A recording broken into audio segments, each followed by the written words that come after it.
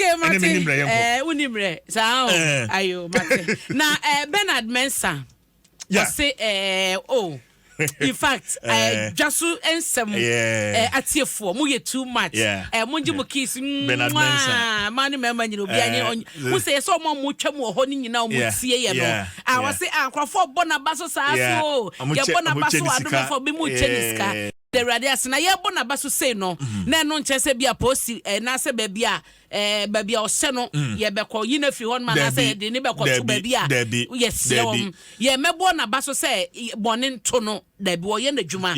na mom ye de ye hu na ye ka ye bo na baso say Bernard ya de ewo Atimota old station ho it yesewom enya se ne ye bo abaso e kokotena fichire ana edu kwato ba bi bo ye mbona baso se obaje obi anum nyam enti ye betan na ni waduma no wo ye nim sije ho no empeja mum empeja ye bepese ye betese ye bo na baso wie no afa kra de ye woro sa CPA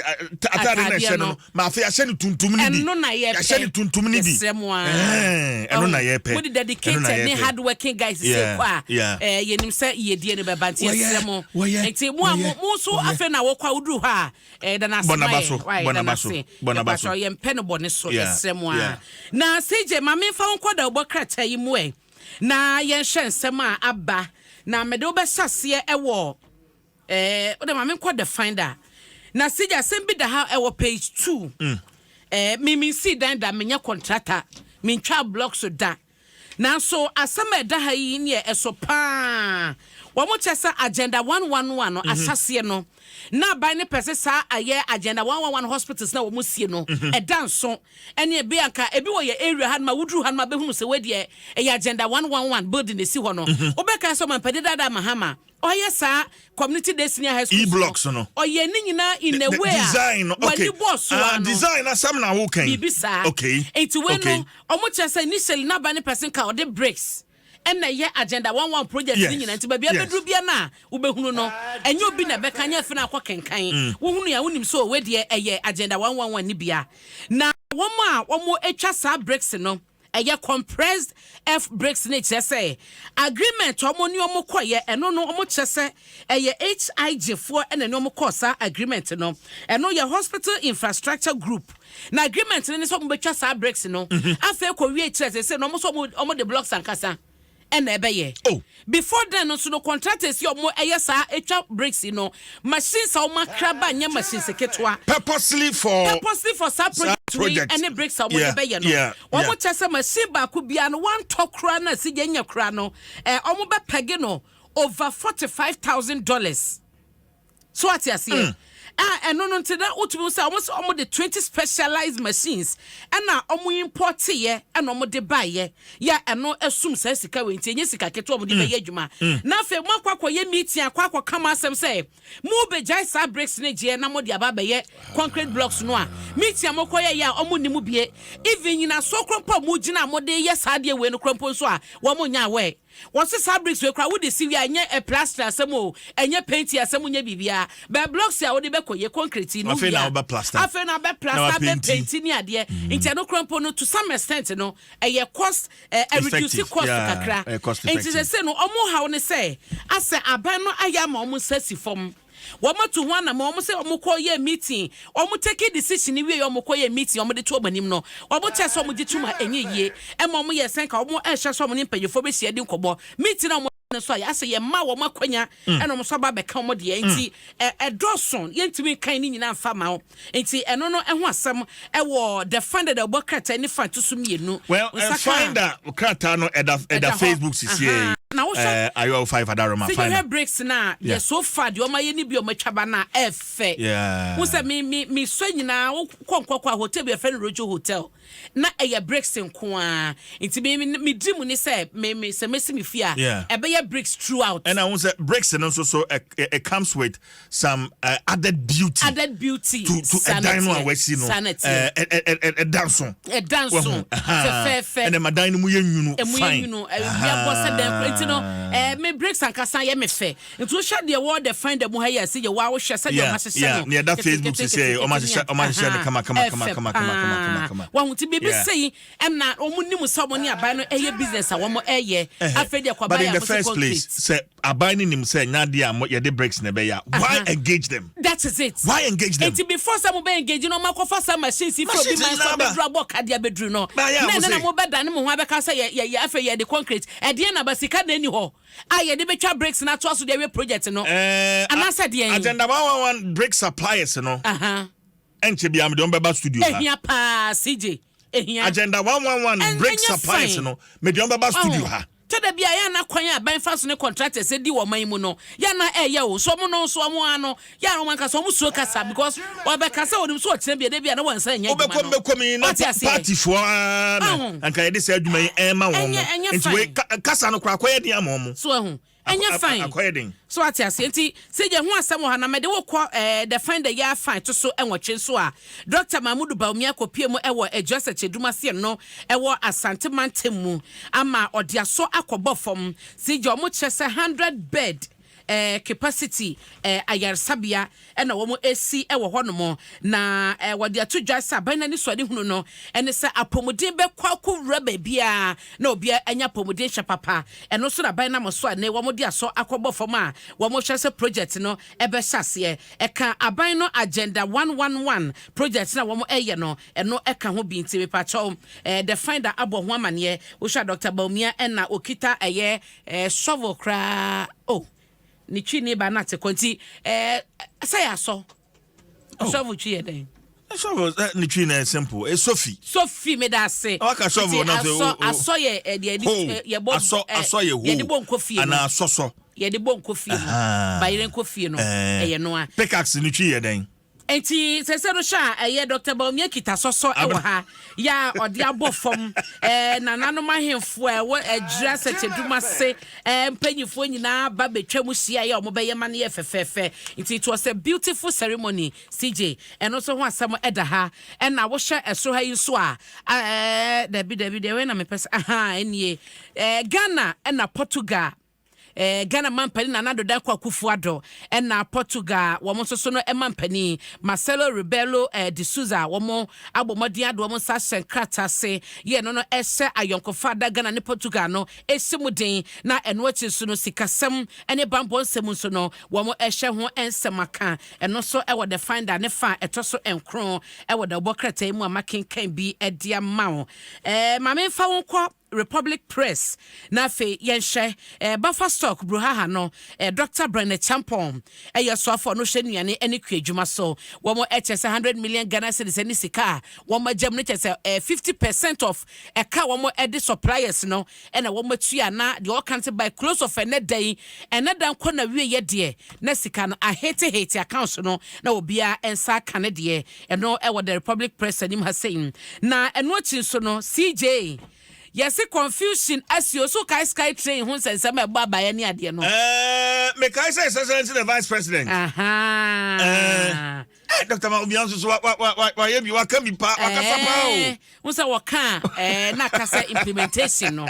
na we kra de won say auditor general report of the by 2021 no e ka ho asem say yes o man na kotua be say $2 million bi 2019 no wo mo che so mutua ede ekoma Ghana Infrastructure Investment Funds ena wo mo ekotua sika we ede ema AI Skytrain Consortium Holdings ye na ni so de hunu se wo mo na kwa mo beba na wo ma be hwe eho ana montoni eho nyoma ye nyina no na ba bia se ne nam no ejasa asa omo ya ma Ghana Fonsa Sifom kakra Minority Chief Whip our South ranking member on Roads and Transport Committee Gavins Kwame Agboja na wode atudwa se sika na wo makwakotua $2 million na wo matua no in 2019 no wo mo sign kope sika no meto aban na council mu no man no enfanye die hia na wode sa ensembisa we baye so on tiasie die nti ye wo so man tibi kotua sika poduro bi sei edima adwumaku a ensusuye no ene so mo krompo no omu ni license the system aye kan the Skytrain no wo mo ebetumi ediaye ye na eno ene waka ho asem wo hwe mu parliament and a public procurement act no wo mo eche se kane soafo a na wono ewo eye ye keteke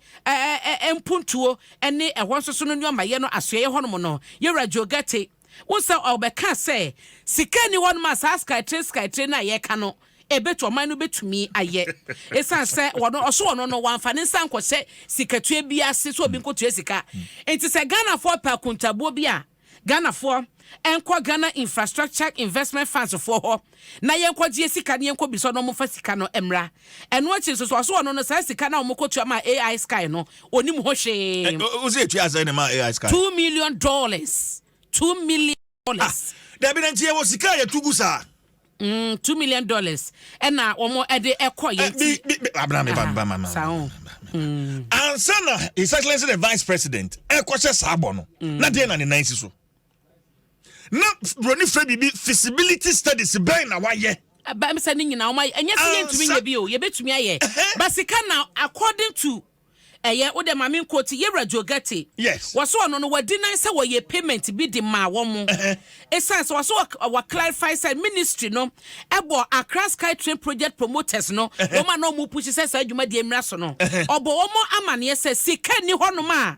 sa project no ye de beye ne mom no de no ohu ne say se kwaba se bia ye se build operate transfer BOT bia fair but o man ni sika ye de ekoya sa de no it is $2 million transaction na ekoso between GIIF any investors no wonim hu bi ye pakuntabo pense bi se bia yenko eye Ghana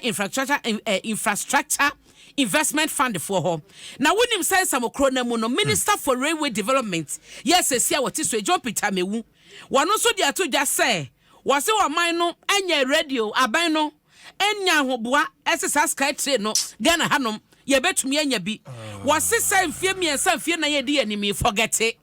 Was it forget it. Enya de ya ebetumi abaso enti memo bia ha no ho ene Sky Train sensem bia se se dia akoba no omampani de yetua omampani abedi akire on samra meka bibi foforo nkire Ghana se si yo no aye den no why den wa odi asema tuja ena ye wo promoters a edi akire say asem na okan ye ene we no enfan say ebetumi ebe qualifies is it a policy. What you say? 80 promoters na ADH no na Railway Development Ministry at the time you radiogate say abai no any funds or money be embark on sub project no. And na GII tell you no ba be kire yen. The omo ye before omo make sub payment no. Say sika no mo konya wen fund na free fund e ba. So what you say? Abney. Sa GIIF ni ade ya okan nyina no. Obi ho no ma se nye ne krata yi bodin a. Ye nim. Onim and the cray. Nia obi nia Ghana for nyina ni mini say Vice President say nia Ghana for nyina ni mini say Vice President na asebo say Ghana ha ye benya trainer enam wiem enti no if there's any explanation the Vice President should come to Ghanaians and explain to Ghanaians say me na me share sabo no na so bia say ni ebo no enya amaso. That's the honorable thing for him to do. Say ye ho akodim ye $2 million akodim ye giade ti GIIF ye nim ade sika me gidi say nyam obotom na mu yi sika nde koye so ati ase e ye oman ni sika na mo de koye enti ne ye sremo ye gie sika ye gi front mo be kan den ye gie sika yeji ananka yeji ske edase enti eno ani asema e wo ha sei and na republican sign ebo amane wo mo chese fireworks e koso de wo MPP mu na wo de yewra Kennedy akompre kwa Japan and na Dr. Mahmoud Bawumia fodi e na ato ho asempanyefo mieni obi aseda yewra Kennedy Japan de onde obodin so aso man ani be de echenyintum e so ba bia o man sika samatete pass ba bedru no wo kan wo bi na ma no ba sa wonyintum na won pe ba bi entena and Dr. Bawumia, so according to the Republic, no, HSA Dr. Bawumia said the be or the by now with the kind of one echo was a party no, and it's our pesa or baby to Francano, and you botomu where any case obotum, and I would be able to me a bedi, and also so and what some our Republic press has saying. Now, made the Daily Graphic can the baby amount. See, they say no parks and gardens. So mu hiamwa so mu sadwumafo no ayereso a be se abosome kakra ni fe kakra no emu adwumafo be se 90% in e retirement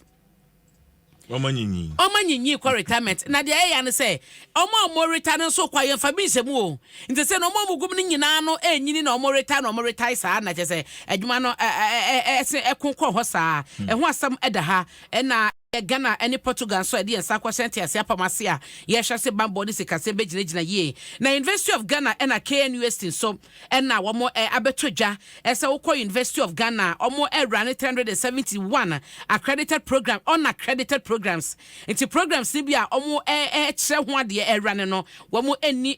tumi no krata ne se wo mo ebetumi aye ebi wo mo 80 undergraduate courses wo mu na eno achi so no wo KNUST so a ɛho bibi sa na ekoso wo mo se enye accredited de na so wie na graduate ko be ma certificate na mpanyifo ne se wo mo guso toto ne ma se de be na sa courses na wo mo ni ho nkrata ne nyina no wo mo ensa ebeka enkrata CJ eno so na migina na da obo krata emu amane amede